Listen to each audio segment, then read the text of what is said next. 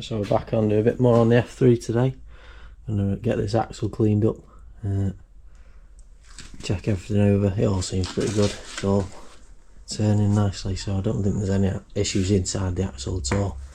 So I don't think there's any reason to disassemble it, but I'm obviously going to check out the brake drums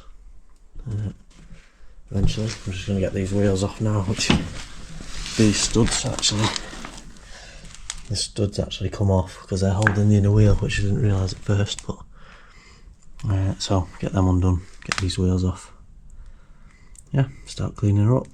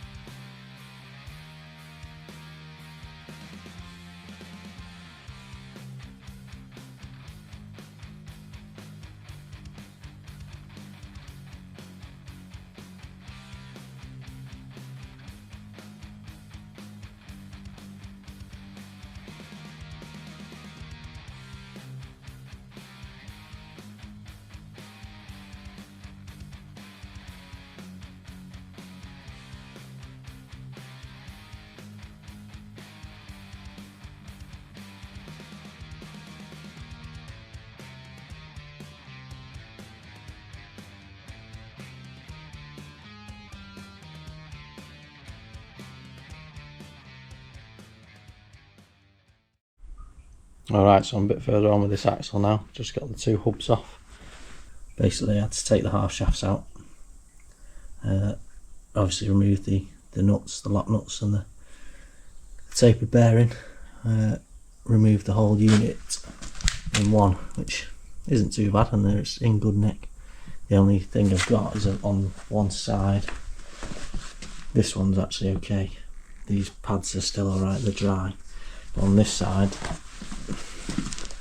it has, this is why there's not a lot of oil in the axle.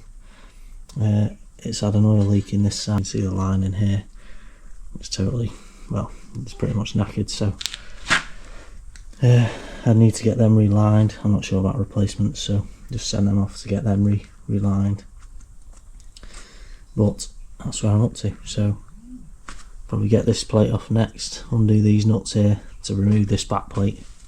Hopefully, I think that should be that should come off here. Remove that, and those clear of the axle then. Gives me a bit of free run to start cleaning it up by brushing it, get it tidy, and that'll be ready for painting.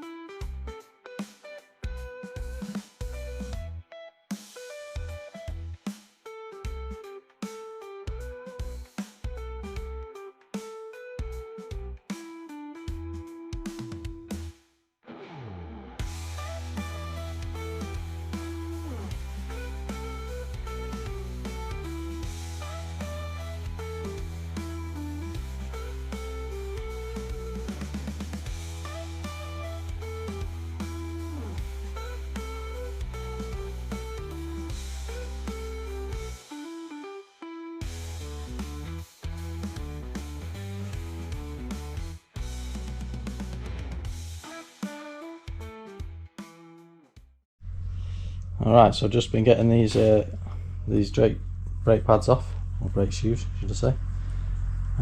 Bit of a nightmare because I haven't got a spring presser, and they're pretty hefty springs, so I couldn't pull them with pliers, so basically I had to go to the other side and take the actual bolts out and this plate, and basically then managed to fold them in this way, close it up enough that the spring moved, and just fold them off out of the back plate and out of the top here. So that went alright. So I've just got to do the same on this side. So I got them 2 bolts free, got the impact gun on these, it was loads easier.